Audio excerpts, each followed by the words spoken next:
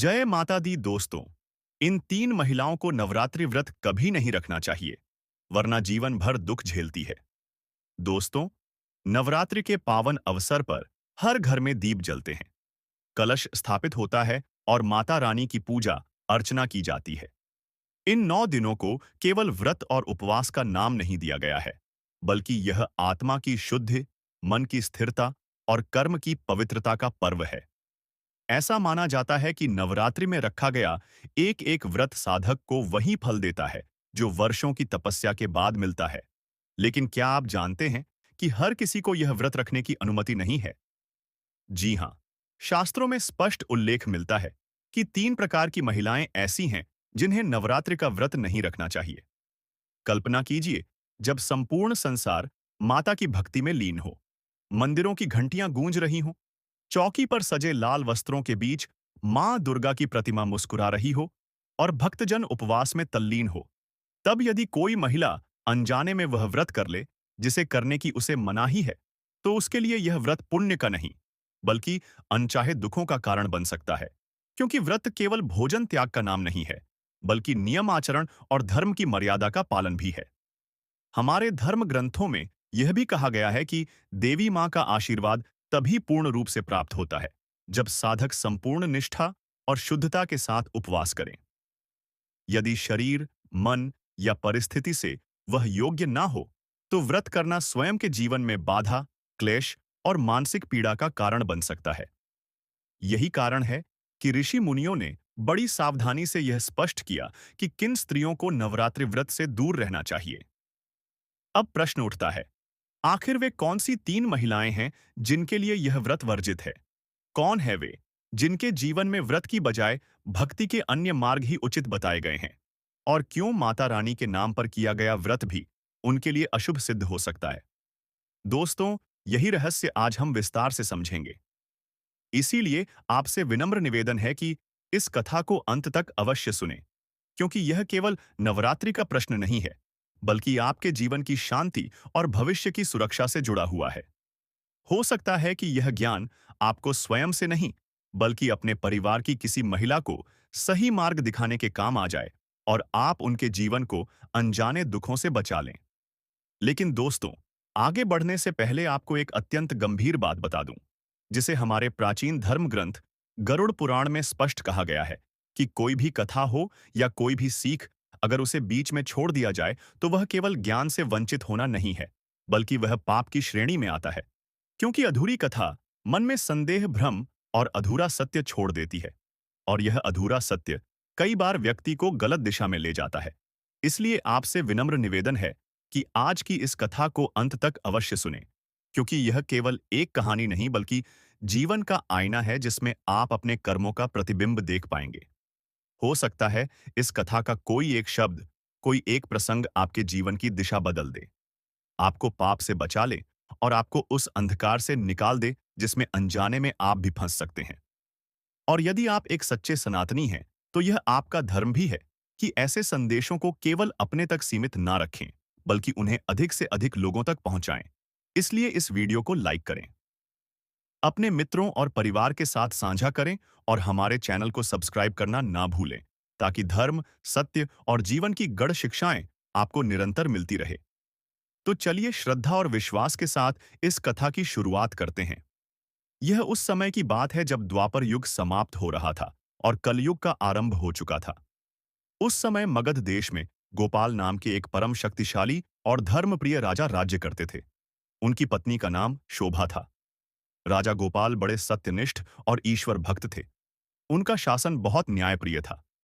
प्रजा उनके राज्य में आनंद और शांति से रहती थी। राज्य का हर कोना सुख और संतोष से भरा हुआ था। उनके द्वार से कोई भी भिक्षुक खाली हाथ कभी नहीं लौटता था। राजा की तरह उनकी पत्नी भी करुणामयी और दयालु थी। रूप में अत्यंत सुंदर, स्वभाव में सरल और एक समर्पित धर्मपत्नी, राजा गोपाल अपनी रानी को प्राणों से भी अधिक चाहते थे। राजा और रानी के 2 पुत्र थे। बड़े का नाम राजू और छोटे का नाम वीर था। दोनों ही माता पिता के आज्ञाकारी और संस्कारी थे। एक दिन 2 तपस्वी संत राज्य में पधारे। वे नगर के घर घर गए और पुकारने लगे, भिक्षा देही, भिक्षा देही, नगरवासियों ने जब उन्हें देखा, तो कुछ लोग उनके पास आए और बोले, हे गुरुवर, आप इन छोटे-छोटे सरोवरों के पास खड़े होकर अपनी प्यास तो नहीं बुझा पाएंगे। यदि आपको भिक्षा चाहिए, तो हमारे महाराज के महल में जाइए। वे किसी को निराश नहीं करते। वे दयालु हैं और दान देना ही उनका धर्म है। नगरवासियों की बातें सुनकर संतों ने कहा, यदि ऐसा है, तो हमें महल का मार्ग दिखाइए। हम स्वयं महाराज से भिक्षा मांगेंगे। दोनों साधु नगरवासियों द्वारा बताए मार्ग पर चल दिए और कुछ ही समय में महल के द्वार पर पहुंच गए। उन्होंने ऊंची आवाज में पुकारा। महात्माओं की पुकार सुनकर महल से राजा का एक सेवक बाहर आया। वह दोनों साधुओं को देख प्रणाम करते हुए बोला, हे ब्राह्मण देव, मुझे आज्ञा दीजिए। मैं आपकी सेवा कैसे कर सकता हूं? आप क्या चाहते हैं? मैं उसे लाकर आपको अर्पित कर दूंगा। साधु बोले, हे बालक, हम बहुत दूर से आए हैं। तुम्हारे महाराज की बड़ी महिमा सुनी है। कहते हैं, वे अपने द्वार पर आए किसी भी भिक्षुक को खाली नहीं लौटाते। हम भी एक विशेष इच्छा लेकर आए हैं। यदि महाराज हमारी यह इच्छा पूरी करें, तो हमारा आना सफल होगा। तुम जाकर महाराज को संदेश दो कि दो तपस्वी साधु द्वार पर खड़े हैं और वे आपसे मिलना चाहते हैं। सेवक ने हाथ जोड़कर कहा, हे ब्राह्मण, देव कृपा करके थोड़ी प्रतीक्षा कीजिए।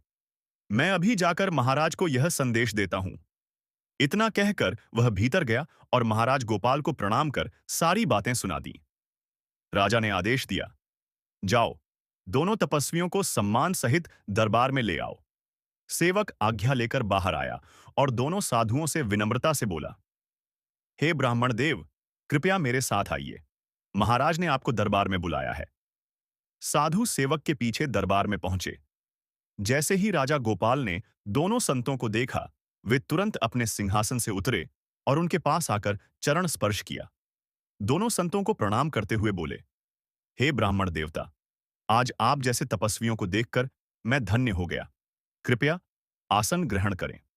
यह कहकर राजा नंदन ने दोनों साधुओं को बहुत आदर से आसन पर बिठाया और सेवक को आरती की थाली लाने का आदेश दिया।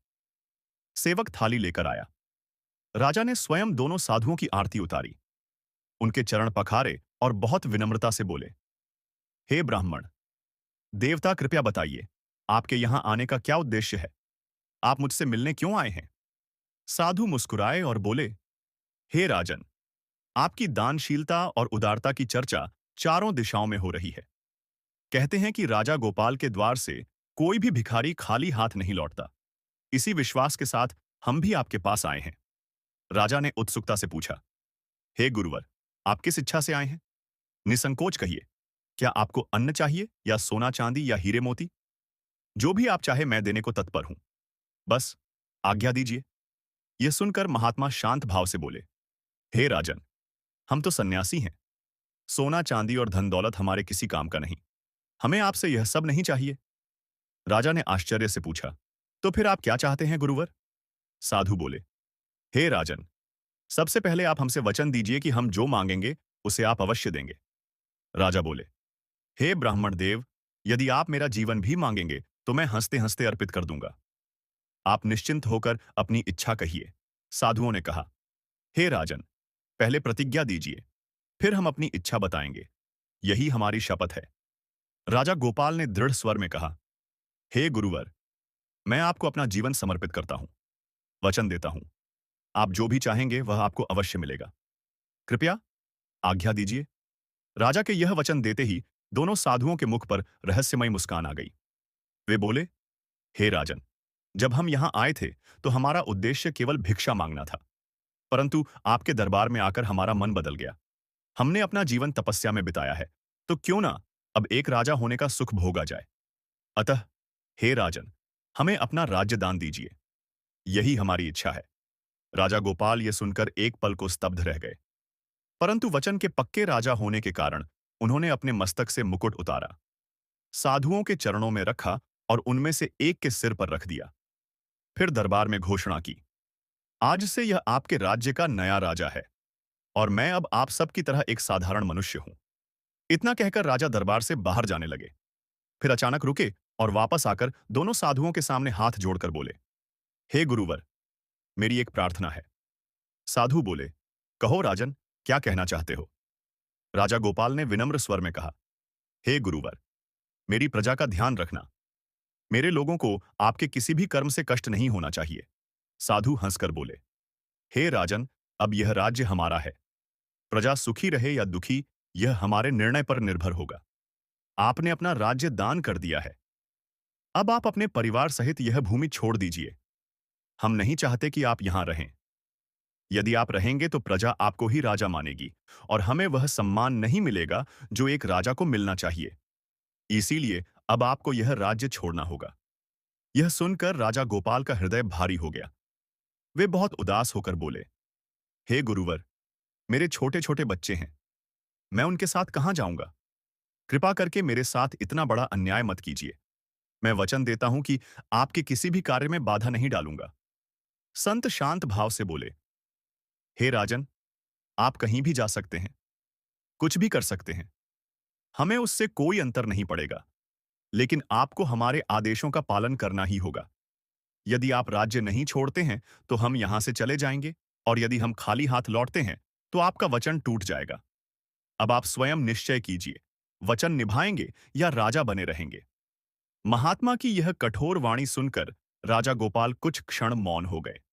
फिर गंभीर स्वर में बोले, हे गुरुवर, मैंने निश्चय कर लिया है। मैं अपना वचन निभाऊंगा। जैसे ही रात होगी, मैं अपनी पत्नी श्रद्धा और बच्चों के साथ यह राज्य छोड़ दूंगा। राजा की बातें सुनकर साधु मुस्कुराए और बोले, हे राजन, हमें विश्वास था कि आप अपने वचन के प्रति अटल रहेंगे। अब आप राज्य छोड़ने की तैयारी कीजिए, पर ध्यान रहे, जब आप महल छोड़े तो अपने साथ कोई भी वस्तु ना ले जाए। यह महल, इसके आभूषण, राजसी वस्त्र, गहने, रत्न और धन सब अब हमारे हैं। आप केवल तन ढकने वाले सामान्य वस्त्र पहनकर ही प्रस्थान करें। यदि राज्य की कोई भी वस्तु आप ले जाने का प्रयास करेंगे तो वह चोरी मानी जाएगी। राजा गोपाल ने हाथ जोड़कर विनम्रता से कहा, हे गुरुवर, चिंता ना करें। जैसा आपने कहा है वैसा ही होगा। अब मुझे जाने की आज्ञा दीजिए। साधु ने शांत स्वर में कहा, जाओ राजन, तुम्हें आज्ञा है। मित्रों, इसके बाद राजा भारी मन से अपनी रानी के पास पहुंचे। उन्हें उदास देखकर रानी दौड़कर आई और बोली, हे स्वामी, क्या हुआ? आप इतने चिंतित क्यों दिख रहे हैं और आप अकेले ही दरबार से लौटे हैं? आपके अंगरक्षक कहाँ हैं और आपका मुकुट कहाँ चला गया? राजा गोपाल की आंखों में आंसू भर आए। वे सोचने लगे कि कैसे बताऊं कि अब मैं इस राज्य का राजा नहीं रहा। अब यह रानी भी रानी नहीं रही। अब हमें महल छोड़कर भटकना होगा। रानी ने पति को चुप देखकर फिर कहा, हे प्रभु, आप मौन क्यों हैं? आपके चेहरे पर इतनी उदासी क्यों है? कुछ तो कहिए। आपको चुप देखकर मेरा हृदय कांप रहा है। रानी की बातें सुनकर राजा गोपाल ने गहरे दुख भरे स्वर में कहा, हे प्रिय, अब मैं इस राज्य का राजा नहीं हूं। फिर राजा गोपाल ने पूरी घटना रानी श्रद्धा को सुना दी। उन्होंने कहा, हे प्रिय, अब हमारे पास शाही वस्त्र भी नहीं है। हमें सामान्य कपड़ों में ही इस राज्य को छोड़ना होगा। वे संत अब इस राज्य के राजा हैं। उनका आदेश है कि हम आज ही राज्य छोड़ दें। अब तुम कहो, मुझे क्या करना चाहिए? रानी श्रद्धा ने शांति और भक्ति भाव से उत्तर दिया, हे प्रभु, आपको जो उचित लगे वही कीजिए। आज तक कोई भी भिक्षुक आपके द्वार से खाली हाथ नहीं गया। यदि आज एक संत ने आपसे राज सिंहासन मांगा है तो इसे विधाता की इच्छा मान लीजिए। सुख के दिन हमें उतने ही मिले जितने हमारे भाग्य में लिखे थे। जो कुछ घट रहा है वह पूर्व निर्धारित है। इसलिए हे प्रभु, अब आपको राज्य पर शोक नहीं करना चाहिए। मैं हर परिस्थिति में आपके साथ हूं। राजा ने कहा, तुम यहीं रुक जाओ। जंगल में कठिनाइयां बहुत हैं। मैं नहीं चाहता कि तुम्हारे जीवन में कष्ट आए। रानी ने दूध की तरह शांत आवाज में कहा, हे स्वामी, क्या तुम नहीं जानते? जब प्रभु श्री राम को वनवास हुआ था, तब माता सीता भी उनके साथ चली। वह महलों की रानी थी, फिर भी उन्होंने पति के साथ वनवास स्वीकार किया। मैं आपकी पत्नी हूं। जहां जहां आप रहेंगे, वहीं मैं भी रहूंगी। राजा गोपाल ने यह सुनकर थोड़ा शांत महसूस किया। उसने रानी को गले लगाया और कहा, हे प्रिय, तुम धन्य हो। मैं कहने में हिचक रहा था कि अब मैं राजा नहीं रहा, पर तुमने एक पल में मेरी सारी चिंताएं दूर कर दी। मैं जीवन भर तुम्हारा आनी रहूंगा। रानी ने कह दिया, हे प्रभु, अब समय ना खोइए। जल्दी तैयारी कीजिए। सूर्यदेव अपनी अंतिम किरणें बिखेर रहे हैं। हमें शीघ्र यह राज्य छोड़ना चाहिए। हमारे साथ हमारे दो छोटे बालक भी हैं। राजा और रानी ने बच्चों के साथ महल छोड़ दिया और वे जंगल की ओर चले। चलते चलते उन्हें एक सराय मिली जहां कुछ लोग काम कर रहे थे। उन्होंने वहां के मालिक से पूछा, क्या हमें यहाँ कोई काम मिल सकता है? सराय की मालकिन ने कहा, क्यों नहीं, आज से आप यहाँ काम कर सकते हैं। यह वही रानी थी जिसके पास कभी सैकड़ों नौकरानियां हुआ करती थीं। वह जो कभी रसोई में कदम भी नहीं रखती थी, अब वही दूसरों के लिए खाना बना रही थी। छोटे राजकुमार जिनके अब भी खेलने और पढ़ने के दिन थे, वे भी अपने छोटे हाथों से बर्तन उठा रहे थे और सराय की सफाई कर रहे थे। इस तरह वे चारों उस सराय में काम करके दिन काटने लगे। शुरू में जीवन कठिन लगा, पर धीरे धीरे वे काम में निपुण हो गए। उनकी दिनचर्या बन गई। राजा भी प्रसन्न था कि उसने अपना वचन निभाया। यहां वह सेवा भाव से काम करता रहा। 7 महीने इसी तरह बीत गए। समय तेजी से गुजर रहा था। एक दिन राजा जंगल में लकड़ी काटने गए थे। उसी समय एक अमीर व्यापारी सराय में आया। सराय की मालकिन भागकर उसके पास गई। वह व्यापारी बहुत धनवान था। उसने कहा, जल्दी कुछ भोजन लाओ, मैं भूखा हूं। सराय की मालकिन ने रानी से कहा कि व्यापारी के लिए खाना बनाओ। रानी ने बिना विलंब ही खाना बनाना शुरू कर दिया। व्यापारी की नजर रानी पर पड़ी। रानी पास बैठकर साधारण काम कर रही थी। उसकी सादगी और सुंदरता में कुछ ऐसा तेज था कि व्यापारी मंत्रमुग्ध हो गया। जो मन मामूली और लोभ से भरा हो, वह पराया रूप देखकर भी लालायित हो उठता है। पर यह बहुत बड़ा पाप है। किसी पराई स्त्री पर गंदी नजर नहीं डालनी चाहिए। यह धर्म विरोधी कर्म है। व्यापारी ने मालकिन से पूछा, ये कौन है? मैंने पहले कभी इतनी सुंदर और शांत महिला नहीं देखी। मालकिन ने चालाकी से कहा, यह मेरी नई नौकरानी है। व्यापारी ने कहा, मैं इसे चाहता हूं। मेरी आंखें इससे हट ही नहीं रही हैं। मुझे यह चाहिए, अन्यथा मेरा जीवन निरर्थक लगता है। मालकिन समझ गई कि व्यापारी क्या चाह रहा है। उसने कहा, यदि आप इसे पाना चाहते हैं तो कीमत चुकानी होगी। व्यापारी ने तुरंत कहा, जो भी मांगे मैं दे दूंगा। मैं इसके बिना अब जी नहीं सकता। तब सराय की मालकिन ने कहा, यदि आप उसे पाना चाहते हैं तो तुम्हें इसके बदले 1000 सोने के सिक्के देने होंगे। व्यापारी ने तुरंत कहा, ठीक है, मैं तेरी शर्त मानता हूं। मालकिन ने पूछा, पर मैं उसे तुम्हारे पास कैसे भेजूं? व्यापारी ने कहा, तुम उसे मेरे अश्व के पास ले आओ। मैं व्यापार के लिए दूसरे राज्य जा रहा हूं। मैं उसे अपने साथ ले जाऊंगा। यह कहकर व्यापारी वहां से जाकर एक पेड़ से बंधे अश्व के पास बैठ गया और रानी के आने का इंतजार करने लगा। सराय की मालकिन ने रानी से झूठ कहा, खाना तैयार है क्या? वहां एक व्यापारी पेड़ के पास बैठा है। वह भोजन के लिए इंतजार कर रहा है। तुम जाकर उसे भोजन दे दो। रानी ने घबराकर कहा, मां, मैं अकेले कैसे जाऊं? मुझे रास्ता नहीं पता। जब से मैं आई हूं, मैंने सराय से बाहर कदम नहीं रखा। मुझे अकेले बाहर जाने से डर लगता है। मालकिन ने कहा, तुम्हें चिंता करने की जरूरत नहीं। मैं भी तुम्हारे साथ आऊंगी। बस जल्दी भोजन ले जाऊं। रानी असहाय थी। उसने सोचा कि उसने नौकरी के लिए हां कहा है, इसलिए अब सभी काम करने होंगे। वह मना नहीं कर सकी। उसने भोजन बनाकर थाली में रखी। तभी दोनों छोटे राजकुमार राजू और वीर रोते हुए अपनी मां के पास आए। वे जाने से रोकने लगे। मालकिन गुस्से से भरी और बच्चों को डांट कर बोली, चुप हो जाओ, अंदर जाकर काम करो वरना तुम्हें आज रात खाना नहीं मिलेगा। डर से बच्चे चुप हो गए और अंदर चले गए। मालकिन रानी को व्यापारी के पास ले गई। व्यापारी ने रानी को घूरा। उसकी आंखों में जलवा और लोभ था। पर रानी ने सोचा, मुझे बस खाना देना है और वापस आ जाना है। वह जल्द निकलने की तलब में थी, पर मालकिन और व्यापारी की चाल बड़ी निकली। व्यापारी ने जबरदस्ती रानी को अपने अश्व पर बैठा दिया और तेजी से दूसरे राज्य की ओर निकल पड़ा। रानी चीखी और रोई। वह कह रही थी, मेरे पति और मेरे छोटे बच्चे मेरा इंतजार कर रहे हैं। मैं उनके बिना नहीं जा सकती। मुझे छोड़ दो। मैं जो चाहो कर लूंगी, पर बच्चों को मेरे पास रहने दो। मालकिन और व्यापारी ने उसकी विनती नहीं सुनी। रानी बेबस थी। उसने व्यापारी के सामने हाथ जोड़कर कहा, कृपया अश्व रोकिए। आप मुझे कहां ले जा रहे हैं? कम से कम अपना परिचय तो दीजिए। व्यापारी ने निश्चय करके कहा, हे सुंदर नारी, हमने तुझे सराय की मालकिन से 1000 सोने के सिक्के देकर खरीदा है। अब तू मेरी रानी बनेगी और मेरे साथ रहेगी। यह सुनकर रानी का दिल भारी हो गया। तभी व्यापारी उसकी ओर बढ़ा।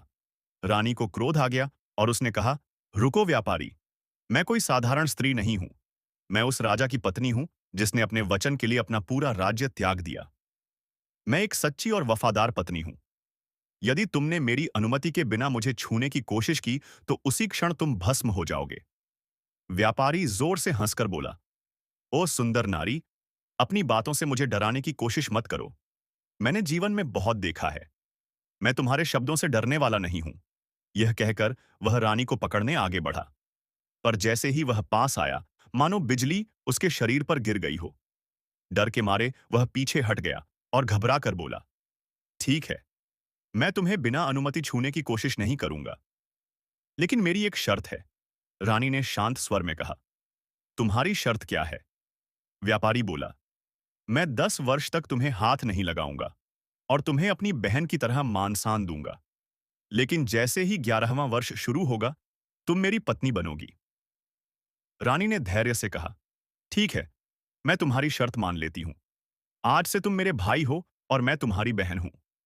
इस तरह रानी ने अपनी समझ और पवित्रता से अपने आप की रक्षा कर ली। दूसरी ओर सराय में राजू और वीर अपनी मां के बारे में मालकिन से पूछने लगे। हमारी मां कहां है? आपने उन्हें कहां भेजा है? मालकिन ने गुस्से में कहा, मुझे नहीं पता तुम्हारी मां कहां गई है। अगर और सवाल करोगे तो तुम्हें सजा मिलेगी। राजू ने कहा, तुम झूठ बोल रही हो। मां तुम्हारे साथ गई थी। यह सुनकर सराय की मालकिन गुस्से से भर गई और दोनों बच्चों को पीटा। फिर रोते हुए उन्हें सराय से बाहर निकाल दिया। दोनों बच्चे अपने पिता की ओर जंगल में भागे। वहां राजा गोपाल लकड़ियां काट रहे थे। बच्चों को इस हालत में देख राजा दौड़कर आया और पूछा, तुम यहां क्यों आए हो? क्या हुआ? राजू ने रोते रोते सारी बात बताई। यह सुनकर राजा गोपाल दुखी हो गया। उसने दोनों बच्चों को गले लगाया और कहा, मेरे बच्चों, शांति रखो। तुम्हारी मां पास ही कहीं होगी। आओ, हम उसे ढूंढते हैं। राजा बच्चों को लेकर सराय पहुंचा और मालकिन से पत्नी के बारे में पूछा। मालकिन ने कठोर स्वर में कहा, मुझे क्या पता तुम्हारी पत्नी कहां गई? क्या मैं उसकी रखवाली करने आई हूं? तब बड़े पुत्र ने कहा, पिताजी, यह महिला झूठ बोल रही है। इसने जबरदस्ती मां को कहीं ले जाया था। मां जाना नहीं चाहती थी। राजा गोपाल ने कहा, हे देवी, हम पहले से संकट में हैं। कृपया सच बताओ, मेरी पत्नी कहां है? हमें और मत छुपाओ। मालकिन ने गुस्से में कहा, तुम्हें कोड़े पड़ेंगे तो समझ आ जाएगा। अब यहां से निकलो। मेरे सराय में तुम्हारे लिए कोई जगह नहीं है। दोबारा दिखे तो चोरी का आरोप लगाऊंगी। राजा ने दृढ़ स्वर में कहा, तुम ऐसा कुछ नहीं करोगी। अगर मेरी पत्नी के साथ कुछ बुरा किया है तो ईश्वर तुम्हें कभी क्षमा नहीं करेंगे। मेरे बच्चों ने कहा है कि उन्होंने मां को आखिरी बार तुम्हारे साथ देखा। तुमने मेरी पत्नी और बच्चों की मां को हमसे अलग किया है। याद रखो, भगवान तुम्हारे कर्मों का हिसाब जरूर लेंगे। आज हम जा रहे हैं, पर तुम्हारा दंड स्वयं प्रभु देंगे। मालकिन ने ताने से कहा, क्या तुम खुद भगवान हो जो मुझे डराते हो? यहां से चले जाओ और ज्यादा चिल्लाने की जरूरत नहीं है। दोस्तों, यह सचमुच दुख की घड़ी थी। राजा गोपाल ने अपने बच्चों से कहा, बेटा, यह स्त्री बहुत दुष्ट है। यह हमें कुछ नहीं बताएगी। अब हमें ही तुम्हारी मां को ढूंढना होगा। यह कहकर राजा गोपाल अपने दोनों पुत्रों के साथ आगे बढ़ गया। दोस्तों, आगे की कथा भगवान विष्णु माता लक्ष्मी से कहने लगे, हे देवी, देखो, धर्म का पालन करने वाले के मार्ग में कैसी कैसी कठिनाइयां आती हैं। राजा गोपाल, जिसने पहले अपना राज्य खो दिया, फिर सराय में नौकर बनकर काम किया, लकड़ियां काटी और अब अपनी पत्नी से भी बिछड़ गया। फिर भी उसने हार नहीं मानी और अपने बच्चों के साथ आगे चलता रहा। चलते चलते राजा अपने दोनों पुत्रों के साथ नदी के किनारे पहुंचा। राजा ने अपने बड़े बेटे राजू से कहा, बेटा, तुम यहीं रुको। पहले मैं तुम्हारे छोटे भाई वीर को नदी पार कराता हूं, फिर तुम्हें ले जाऊंगा। राजू बोला, ठीक है पिताजी, पहले आप छोटे भाई को पार करा दीजिए। राजा ने वीर को गोद में लिया और नदी पार कराने लगे। उधर राजू अकेला खड़ा था। तभी जंगल से एक भयंकर शेर निकल आया और उसकी ओर बढ़ने लगा। राजू डर गया और जोर से चिल्लाया, पिताजी बचाइए। राजा तुरंत अपने बेटे को बचाने के लिए नदी में कूद पड़े, लेकिन नदी की तेज धारा में उनका संतुलन बिगड़ गया और वे बहने लगे। इधर छोटा राजकुमार वीर नदी के किनारे अपने पिता और भाई का इंतजार करता रहा। उधर शेर ने राजू को जबड़े में दबोच लिया और जंगल की ओर ले गया। दोस्तों, इस तरह परिवार के चारों सदस्य एक दूसरे से बिछड़ गए। पर कहते हैं, जाको राखे साइयां मार सके ना कोई। जिस पर ईश्वर की कृपा होती है, उसका कोई कुछ नहीं बिगाड़ सकता। भगवान विष्णु माता लक्ष्मी से बोले, हे देवी, अब सुनो आगे की कथा। कैसे भाग्य का पहिया उनके लिए रास्ता बनाता है। शेर जब राजू को जंगल में ले जा रहा था, उसी समय वहां एक शिकारी शिकार ढूंढ रहा था। उसने राजू की चीख सुनी और आवाज की दिशा में दौड़ा। शिकारी ने देखा कि शेर ने बालक को जबड़े में दबोचा हुआ है। उसने तुरंत धनुष बाण से शेर पर प्रहार किया। तीर लगते ही शेर डरकर भाग गया और राजकुमार राजू को छोड़ दिया। शिकारी दौड़कर आया और बालक पर पानी छिड़का। जब राजू को होश आया, तो वह उसे अपने घर ले गया और पुत्र की तरह पालन करने लगा। इधर राजकुमार वीर नदी किनारे पिता का इंतजार करता रहा। जब देर तक पिता ना लौटे, तो वह रोते रोते थक गया और किनारे पर ही सो गया। सुबह सुबह उसी शहर का धोबी नदी पर कपड़े धोने आया। उसने छोटे बालक को सोते देखा और उसके पास जाकर जगाया। धोबी ने पूछा, बेटा तुम कौन हो? यहां अकेले नदी किनारे क्यों लेटे हो? राजकुमार ने आंसुओं से भरी आंखों से सारी कथा सुना दी और बोला, बाबा, मैं राजकुमार हूं, पर अब अनाथ हूं। इस दुनिया में मेरा कोई नहीं। धोबी ने दया भाव से कहा, बेटा ऐसा मत कहो। जिसके पास कोई नहीं होता, उसके पास भगवान होते हैं। आज से मैं तुम्हारा पिता हूं। चलो मेरे घर। मैं तुम्हें अपने पुत्र की तरह पालूंगा। इस तरह धोबी वीर को अपने घर ले गया और उसे अपने बच्चे की तरह पालने लगा। उधर राजा गोपाल, जो नदी की धारा में बह गए थे, उन्हें लहरें दूर एक नगर में ले आई। उस नगर का राजा हाल ही में मर चुका था। उस नगर की रानी ने प्रतिज्ञा की थी कि ब्रह्मा द्वारा बताए गए शुभ मुहूर्त पर नगर के मुख्य द्वार पर जो भी व्यक्ति सबसे पहले मिलेगा, वही उसका पति बनेगा और वही इस नगर का नया राजा होगा। संयोग से राजा गोपाल उसी राज्य में पहुंचे। जब वे नदी से बाहर निकले, तो देखा कि नगर का मुख्य द्वार बंद है। वे वहीं बैठ गए और द्वार खुलने का इंतजार करने लगे। दोस्तों, जैसे ही भोर हुई, द्वारपालों ने नगर का द्वार खोल दिया। द्वारपालों ने राजा गोपाल को बाहर बैठे देखा और पकड़ लिया। यह देखकर राजा गोपाल घबरा गए और बोले, मुझे क्यों पकड़ रहे हो? मैं निर्दोष हूं। मैंने कोई अपराध नहीं किया। द्वारपाल ने शांत स्वर में कहा, चुपचाप हमारे साथ चलो। यही तुम्हारे लिए अच्छा है। जल्द ही सब समझ जाओगे। कुछ ही देर में द्वारपाल राजा गोपाल को रानी के पास ले गए। रानी ने उन्हें प्रणाम किया, हीरे मोती से जड़ा हार पहनाया और बोली, महाराज, इस राज्य में आपका स्वागत है। आज से आप इस राज्य के राजा हैं और मैं आपकी रानी हूं। अब आप शासन की बागडोर संभालिए। दोस्तों, यह सुनकर राजा गोपाल अचंभित रह गए। उन्हें विश्वास नहीं हो रहा था। उन्हें लगा मानो सपना देख रहे हों। पर जब उन्हें शाही वस्त्र पहनाए गए, सोने का मुकुट उनके मस्तक पर रखा गया और उनका राज्य अभिषेक हुआ, तब उन्हें यकीन हो गया कि यह कोई सपना नहीं, यह तो भगवान का अद्भुत खेल है। राजा गोपाल मन ही मन बोले, हे प्रभु, यह कैसी लीला है। जब मैं राजा था, तब आपने मुझे भिखारी बना दिया, और जब मैं भिखारी बनकर भटक रहा था, तब एक क्षण में मुझे फिर से राजा बना दिया। हे भगवान, यह सब तुम्हारी महिमा है। राजा बनने के बाद राजा गोपाल ने धर्म और न्याय से राज्य चलाना शुरू किया। कुछ ही दिनों में उनका न्याय और दया पूरे राज्य में फैल गया।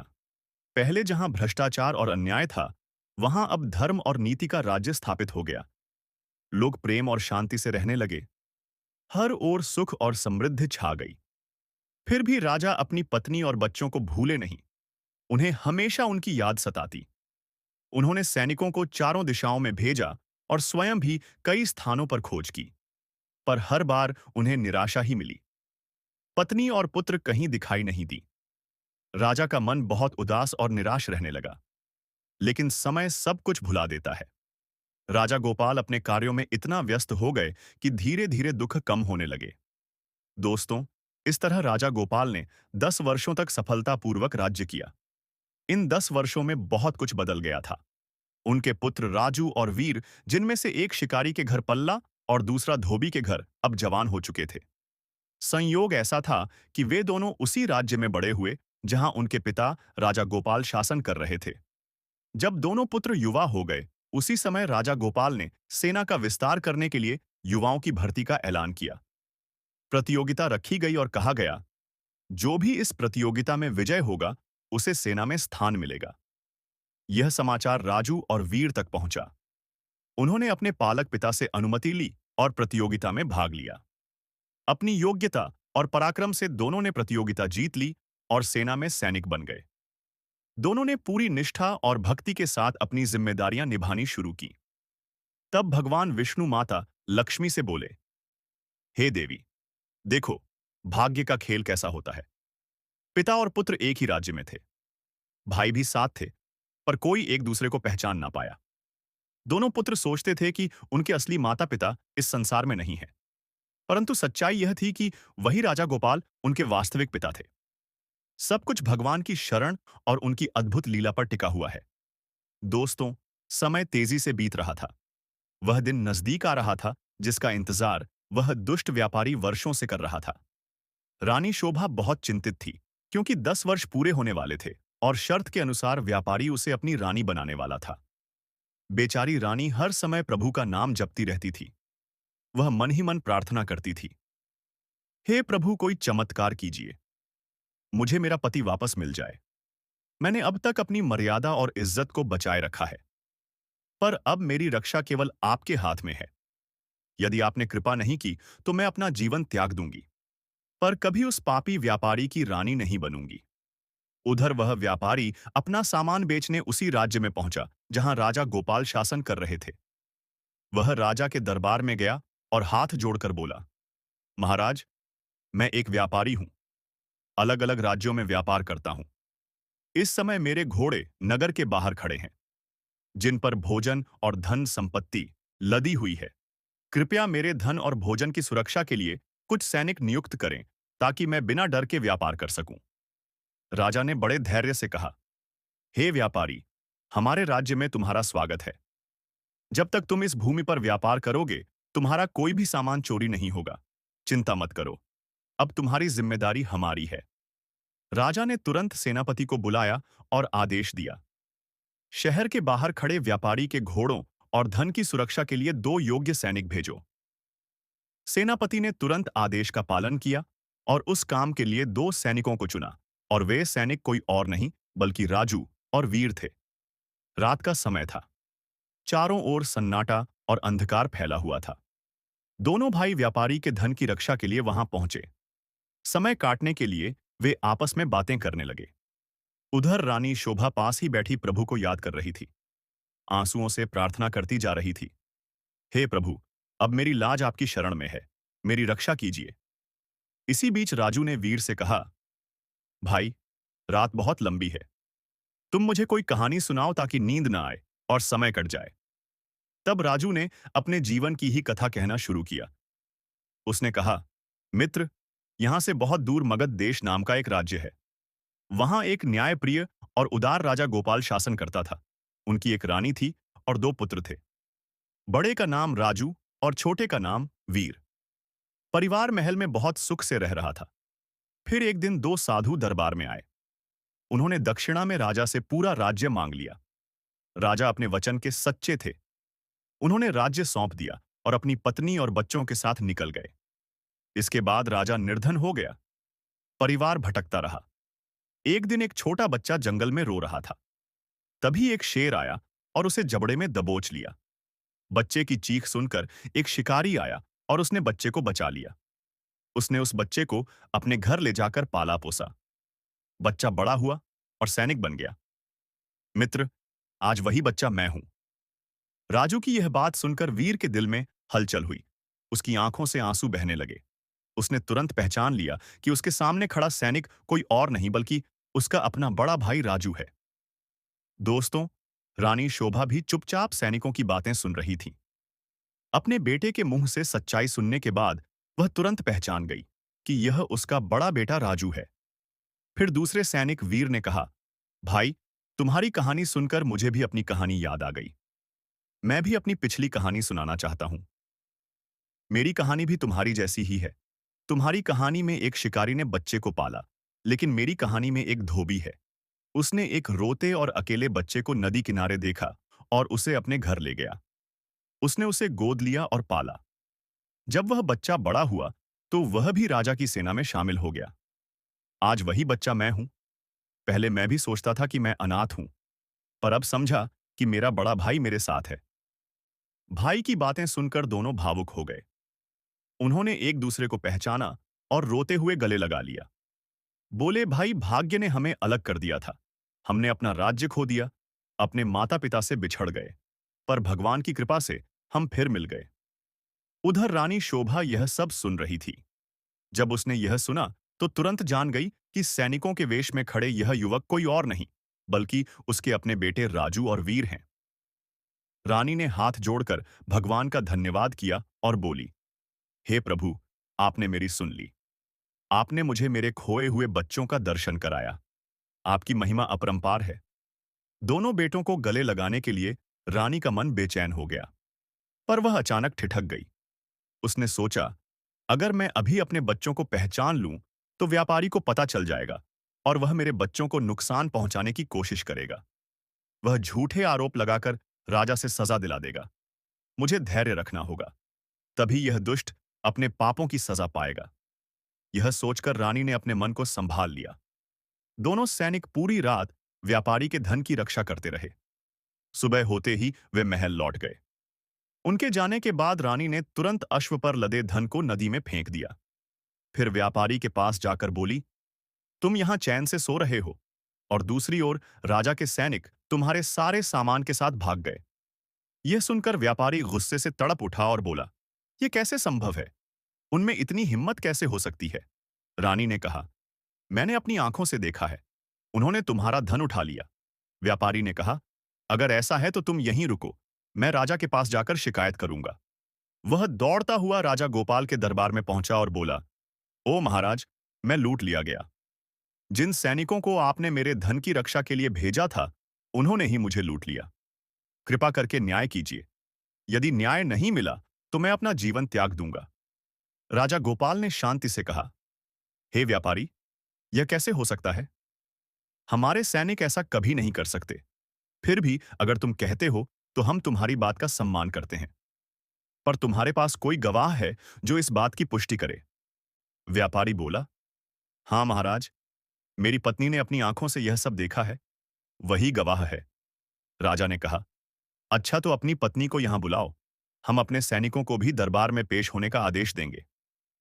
राजा के आदेश पर व्यापारी अपनी पत्नी को लेकर अदालत में आया और सेनापति ने दोनों सैनिकों राजू और वीर को भी दरबार में पेश किया। दोस्तों, इसके बाद राजा गोपाल ने व्यापारी से कहा, विक्रेता, अपनी पत्नी को दरबार में ले आओ। व्यापारी रानी को दरबार में ले आया। मैं ले आया।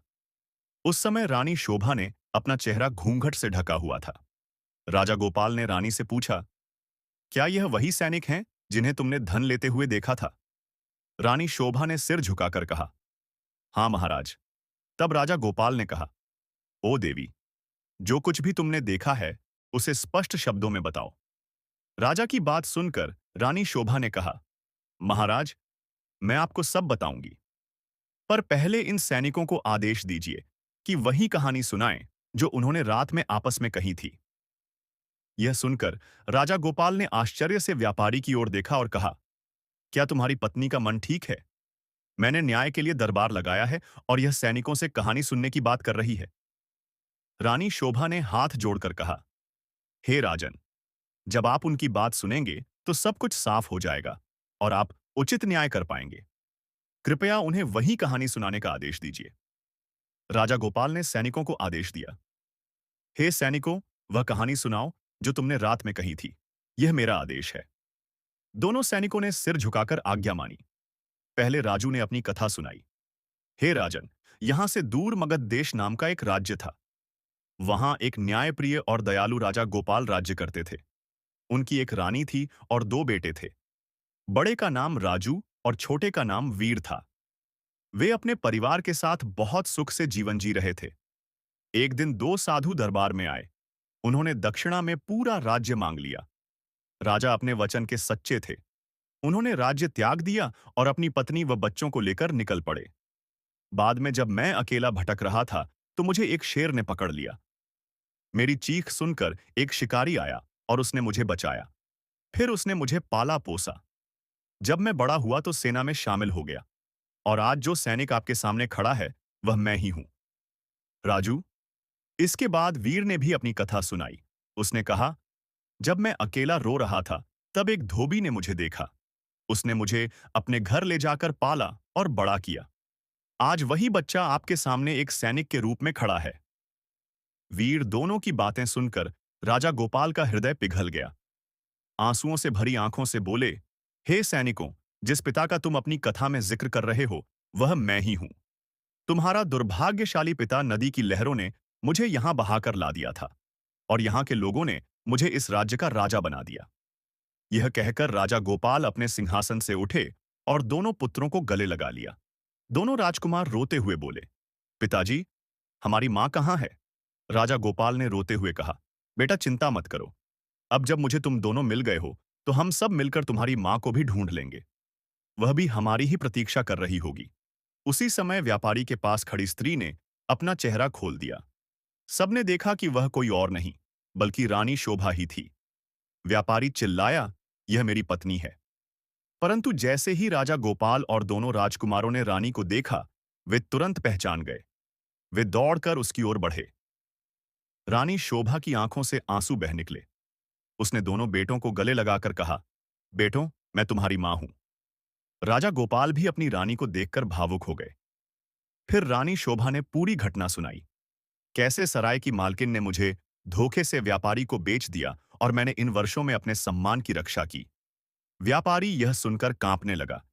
उसने राजा के चरण पकड़ लिए और बोला, महाराज, मुझे क्षमा कर दीजिए। अज्ञान में मैंने यह पाप कर डाला। सराय की मालकिन ने मुझे बहकाया और मैंने यह गलती की। राजा गोपाल का चेहरा क्रोध से लाल हो गया। उन्होंने गंभीर स्वर में कहा, तुम उतने ही दोषी हो जितनी वह सराय की स्त्री। तुम दोनों ने हमें धोखा दिया, मेरे परिवार को तोड़ा और मेरी पत्नी को अपमानित किया। यह तुम्हारा बड़ा पाप है। समाज में स्त्री का सम्मान करना सबसे बड़ा धर्म है। स्त्री केवल वस्तु नहीं, वह तो ईश्वर का रूप है। जिसने भी स्त्री का अपमान किया, उसका नाश निश्चित है। राजा ने अपने सैनिकों को आदेश दिया, उत्तर दिशा में जाओ। वहां जो सराय है, उसकी दुष्ट मालकिन को पकड़कर दरबार में लाओ। यह मेरा आदेश है। दोस्तों, राजा का आदेश पाकर सैनिक तुरंत अपने अश्वों पर सवार हुए और उत्तर दिशा की ओर चल पड़े। कुछ समय बाद वे उस सराय में पहुंचे और उस दुष्ट महिला को पकड़ लिया। जैसे ही सैनिकों ने उसे पकड़ा, वह जोर जोर से चिल्लाने लगी, तुम कौन हो? मुझे क्यों जबरदस्ती ले जा रहे हो? सैनिकों ने शांत स्वर में कहा, यह राजा का आदेश है, तुम्हें कैद किया जा रहा है। महिला को कुछ भी समझ नहीं आया। वह डर के मारे कांपने लगी। फिर सैनिक उसे लेकर दरबार में आए और राजा के सामने खड़ा कर दिया। महिला को देखकर राजा गोपाल का चेहरा क्रोध से लाल हो गया। उन्होंने कहा, हे दुष्ट स्त्री, क्या तू मुझे पहचानती है? तूने हमारी बेबसी का फायदा उठाया और मेरी पत्नी को 1000 सोने के सिक्कों में बेच दिया। इतना बड़ा पाप करते हुए तुझे जरा भी लज्जा नहीं आई। राजा का गुस्सा देखकर सराय की मालकिन भय से कांप उठी। रोते हुए बोली, हे महाराज, मैं पापिणी हूं। मैंने बहुत बड़ा अपराध किया। शायद मैं आज उसी पाप की सजा भोग रही हूं। यह कहकर उसने अपने वस्त्र थोड़ा हटाए। सबने देखा कि उसके शरीर पर भयंकर फोड़े और दाने फैल चुके थे। राजा ने गंभीर स्वर में कहा, देखो, भगवान ने पहले ही तुम्हें तुम्हारे पाप की सजा दे दी है। अब मैं तुम्हें और क्या सजा दूं? इसके बाद राजा ने व्यापारी की ओर देखा और अपनी रानी से पूछा, उसने जो पाप किए हैं, उसके लिए उसे क्या दंड दिया जाए? उसने तुम्हें और हमारे बच्चों को 10 वर्षों तक हमसे दूर रखा। रानी ने कहा, हे महाराज, यह सच है कि उसने मुझे अगवा किया और मुझे मेरे परिवार से अलग रखा। लेकिन यह भी सच है कि उसने मुझे कभी छुआ नहीं। उसने मुझे अपनी बहन मानकर सम्मान दिया। इसलिए मैं चाहती हूं कि इसे छोड़ दिया जाए। इसके पापों की सजा भगवान स्वयं देंगे। रानी की करुणा देखकर राजा गोपाल ने व्यापारी को मुक्त कर दिया।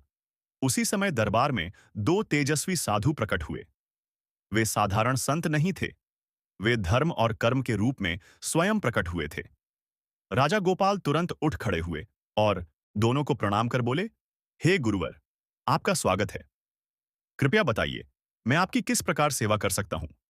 संतों ने कहा, हे राजन, हम धर्म और कर्म हैं। हम तुम्हारी परीक्षा ले रहे थे। तुमने अपनी हर परीक्षा में धर्म और सत्य का पालन किया। जो मनुष्य हमेशा धर्म और अच्छे कर्मों के मार्ग पर चलता है, भगवान स्वयं उसकी रक्षा करते हैं। आज हम तुम्हारी निष्ठा और उदारता से बहुत प्रसन्न हैं। इसलिए हम तुम्हें पुनः मध्य देश लौट आते हैं। यह तुम्हें फिर से भेंट है। यह कहकर वे दोनों साधु अचानक विलीन हो गए। उसके बाद राजा गोपाल ने अपने बड़े पुत्र को मध्य देश का राजा बना दिया और छोटे पुत्र को अपने वर्तमान राज्य का सिंहासन सौंप दिया। दोनों बेटों को राजा बनाकर राजा गोपाल और रानी शोभा ने सांसारिक जीवन का त्याग कर दिया और वन में जाकर तपस्या करने लगे। यह कथा हमें सिखाती है कि सच्चा धर्म और निष्ठा ही सबसे बड़ी शक्ति है। राजा ने अपना वचन निभाया।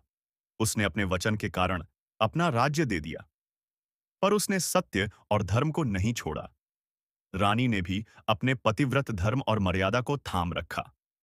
जब वे कष्ट में पड़े, तब भी उन्होंने ईश्वर का स्मरण किया और धैर्य नहीं छोड़ा। यही निष्ठा और यही सच्चाई उन्हें फिर से जोड़ने वाली शक्ति बनी। नवरात्रि के दिनों में हम माता की आराधना करते हैं। उस आराधना का अर्थ यही है कि हमें अपने कर्तव्यों और वचनों का पालन करना चाहिए। जैसे रानी और राजा ने अपने धर्म का पालन किया, वैसे ही हमें भी अपने जीवन में सत्य और धर्म का साथ नहीं छोड़ना चाहिए। नवरात्रि के दिनों में हर दिन जब आप माता की आरती का दीपक जलाते हैं, तो उस दीपक के साथ अपने वचनों को भी जला देना।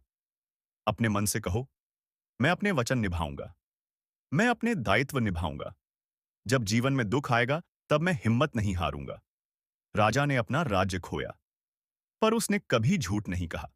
उसने न्याय से और धर्म से काम लिया। रानी ने भी अपने सम्मान की रक्षा की और ईश्वर के आगे अपना समर्पण किया। इस समर्पण से मां की कृपा उनके ऊपर बनी रही।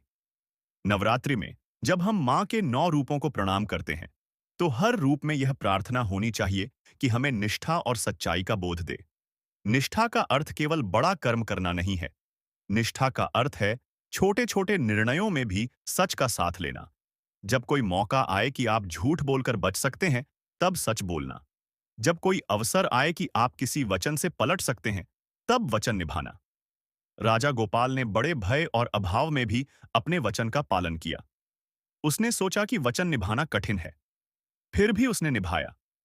रानी ने भी पति और बालकों के लिए अपने कर्तव्यों को छोड़ा नहीं। यह निष्ठा ही उनकी असली शक्ति थी। नवरात्रि में हम इस बात का संकल्प लें कि चाहे परिस्थिति कैसी भी हो, हम अपने धर्म और वचन का पालन करेंगे। जब आप नवरात्रि में देवी की पूजा करें, तो केवल रूप और रस्म ही नहीं देखिए। मन से सोचिए कि आपके जीवन में कौन सा वचन है जिसे आपने निभाना है, कौन सा कर्तव्य है जिसे आप टाल रहे हैं, किससे आपने प्रतिज्ञा की थी और उसे पूरा नहीं किया। जो भी चिंतन हो, उसको लिख लीजिए और प्रतिदिन उसकी ओर एक छोटा सा कदम बढ़ाइए। छोटे छोटे कदम मिलकर बड़ा बदलाव लाते हैं। राजा गोपाल ने भी छोटे छोटे प्रयास नहीं छोड़े। उसने हर दिन प्रजा के लिए न्याय किया। उसने घोर अभाव में भी अपने कर्तव्य निभाए। यही कर्मों का फल था कि ईश्वर ने उसे फिर से स्थापित किया। निष्ठा और धर्म के मार्ग पर चलते हुए हार और विफलता भी मिल सकती है, पर इसका अर्थ यह नहीं कि हम अपना विश्वास खो दें। रानी शोभा ने अपने सारे दुखों में भी ईश्वर का स्मरण किया। उन्होंने कहा, हे प्रभु, मेरा सहारा तुम ही हो। यह प्रार्थना हर भक्त के हृदय में होनी चाहिए। नवरात्रि के दौरान हम विशेष रूप से मां से यह प्रार्थना करें कि वह हमें वह धैर्य दे जिससे हम अपने वचन पूरे कर सकें।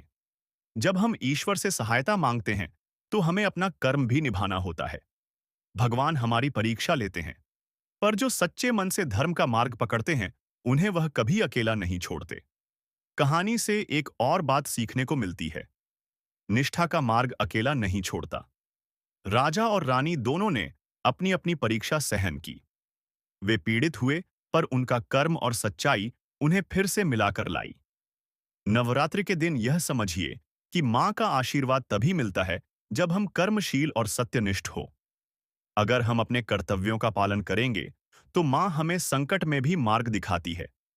इसलिए नवरात्रि में रोज प्रार्थना के साथ यह संकल्प करें कि हम अपने कर्तव्यों का पालन ईमानदारी से करेंगे। निष्ठा का एक और पहलू यह भी है कि वह दूसरों के प्रति उदारता और करुणा से जुड़ी होती है। राजा नंदन ने अपने संकट के समय भी प्रजा का विचार नहीं छोड़ा। उसने जो कुछ भी पाया वह समाज के हित में लगाया।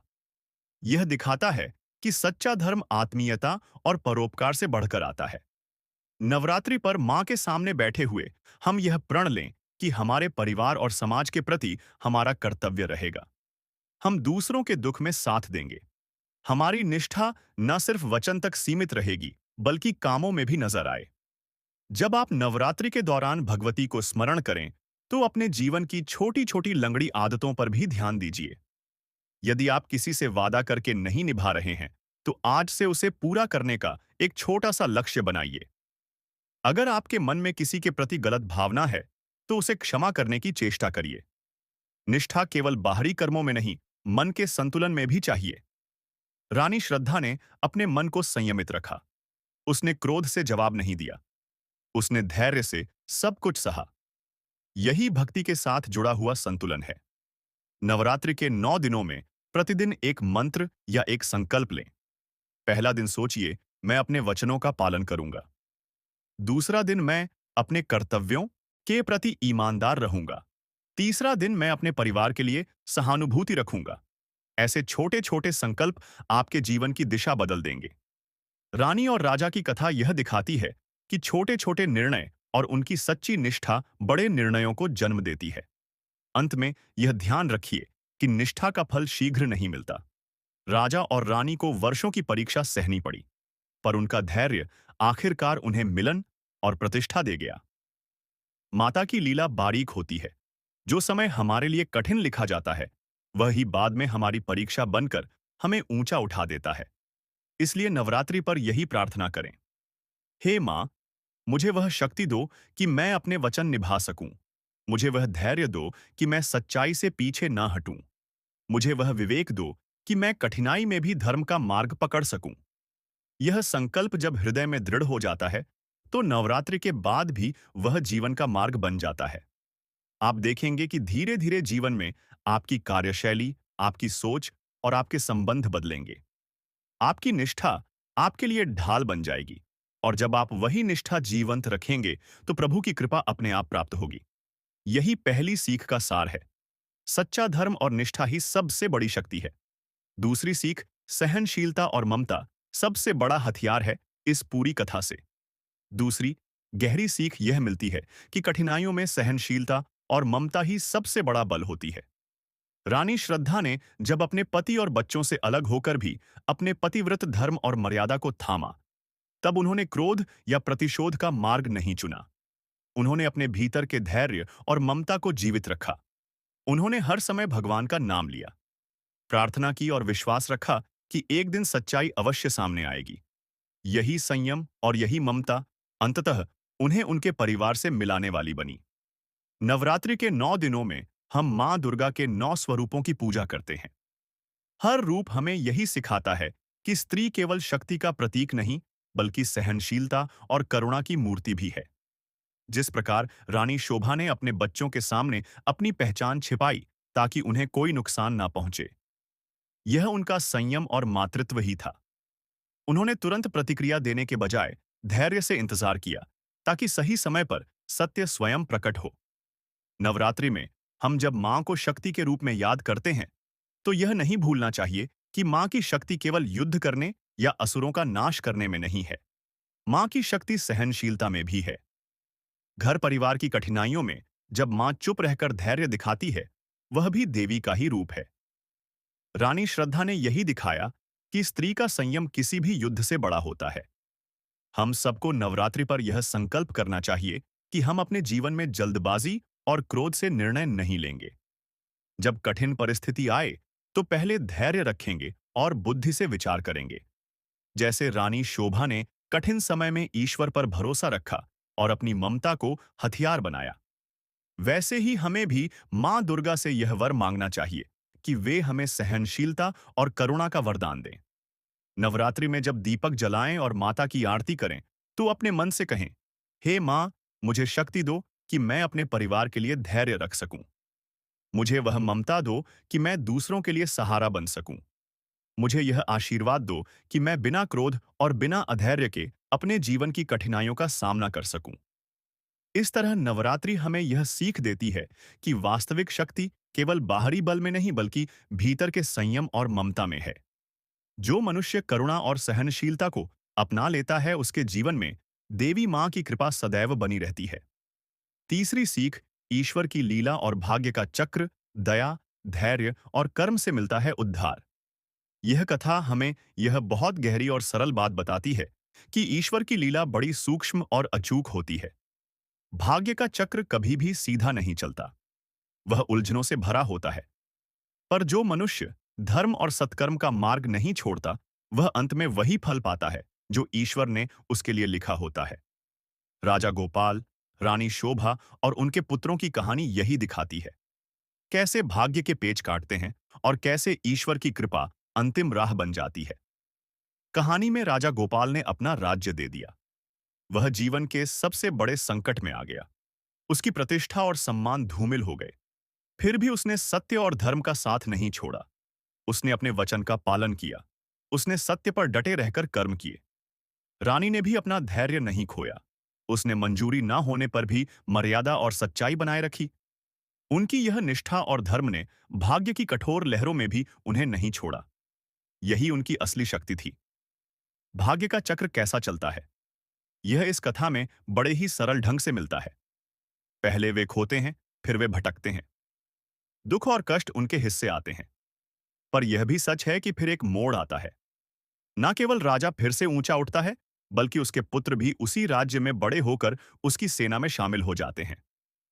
भाग्य के इस उलटफेर में ईश्वर की लीला छिपी होती है। कभी कभी ईश्वर हमें नीचे गिराकर भी उठाते हैं। कभी कभी वह हमारी परीक्षा लेते हैं ताकि हमारे कर्म और श्रद्धा साफ दिख जाए। नवरात्रि के समय हम मां के 9 रूपों की पूजा करते हैं। हर रूप हमें यह सिखाता है कि शक्ति का अर्थ केवल बाहरी बल नहीं है। शक्ति का अर्थ है आंतरिक दृढ़ता, सच्चाई और कर्मशीलता। जब हम नवरात्रि में माता से प्रार्थना करते हैं, तो हमें यह भी समझना चाहिए कि मां की कृपा तभी मिलती है जब हम अपने कर्म और धर्म के साथ स्थिर रहे। भाग्य बदलता नहीं क्योंकि हम चाहें। भाग्य बदलता है जब ईश्वर यह देखता है कि हमने अपनी परीक्षा धैर्य और सत्य से पास कर ली। कथा में ऐसा ही हुआ। राजा और रानी ने अपनी परीक्षा पास की।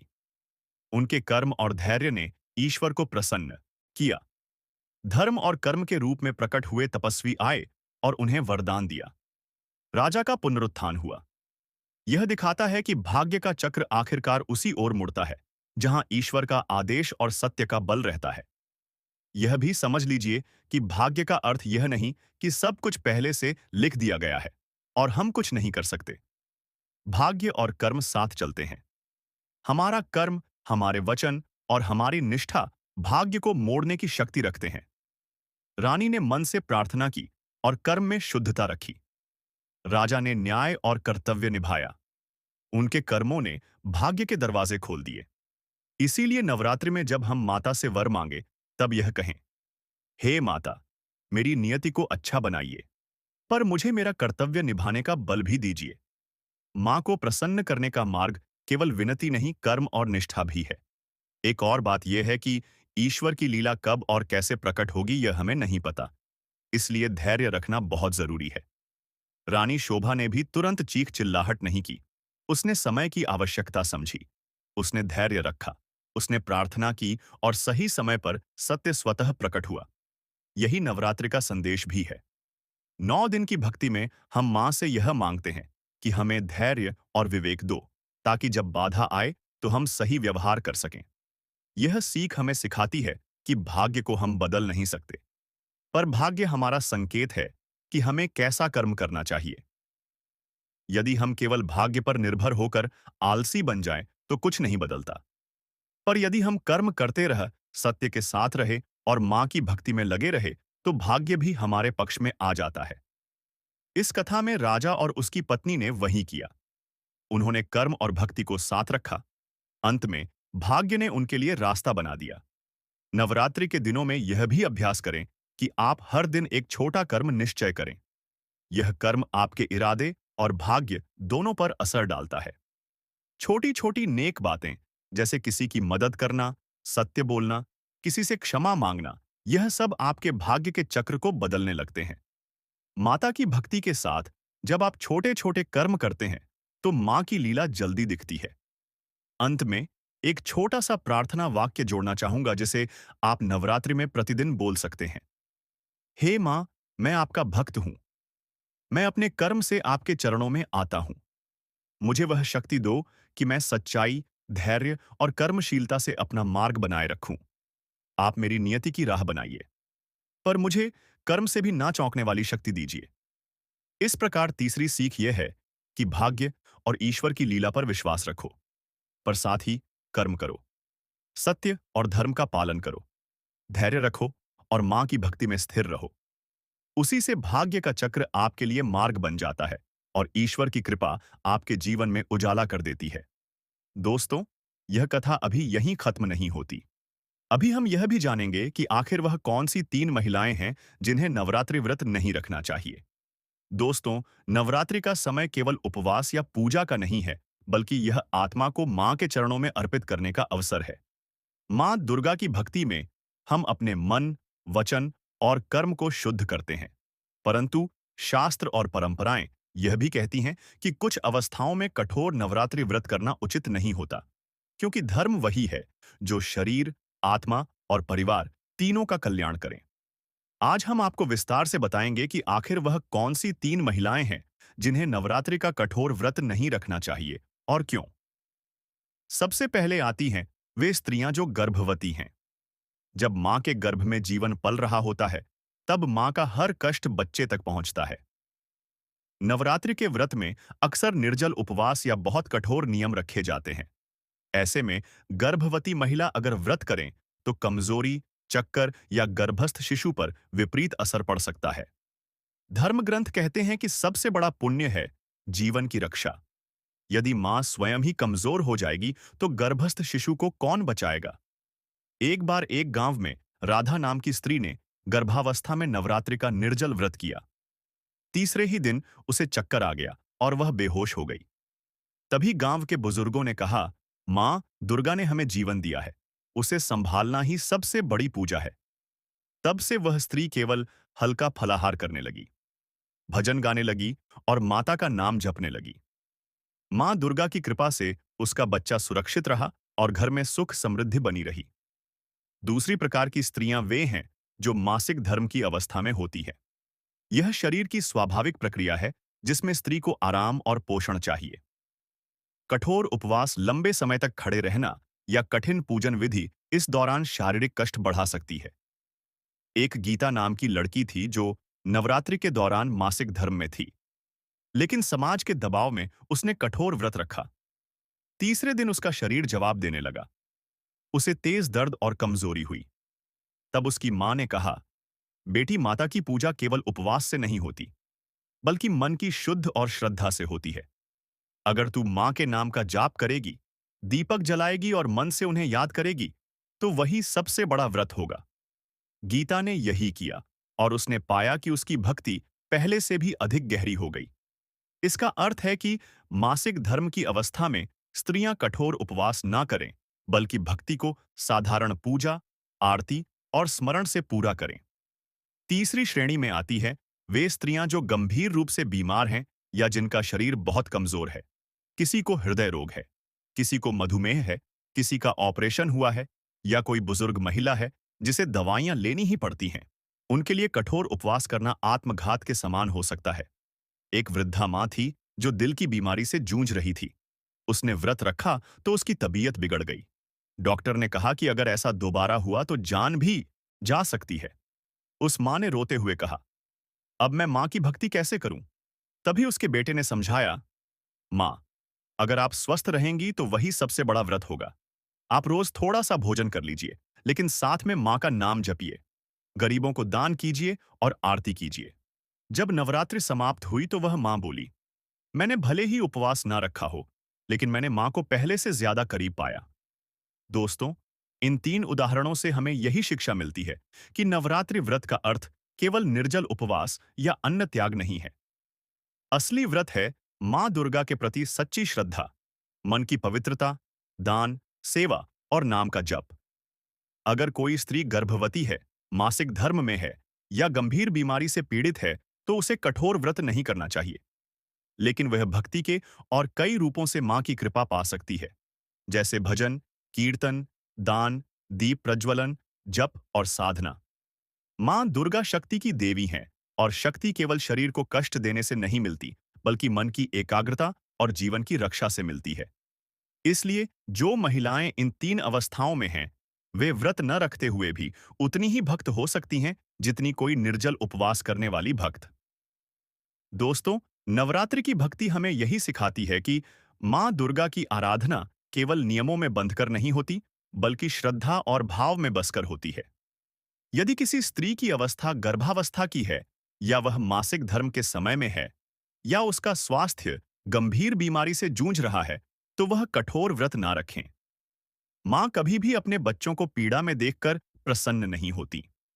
उनके लिए सबसे बड़ा व्रत है जीवन की रक्षा करना, दया करना, सेवा करना और मां का नाम जपना। याद रखिए, मां तक पहुंचने का रास्ता केवल भूखे रहने से नहीं, बल्कि अपने हृदय को मां के चरणों में समर्पित करने से है। इसलिए हर महिला अपनी परिस्थिति अनुसार भक्ति कर सकती है और मां की कृपा पा सकती है। अगर आपको यह ज्ञानवर्धक कथा और शिक्षाएं अच्छी लगी हो, तो इस संदेश को आगे बढ़ाइए, इसे परिवार और मित्रों तक पहुंचाइए। और हाँ, ऐसे ही और दिव्य ज्ञान और भक्ति से जुड़े संदेश सुनने के लिए अभी हमारे चैनल को सब्सक्राइब करना बिल्कुल ना भूलें।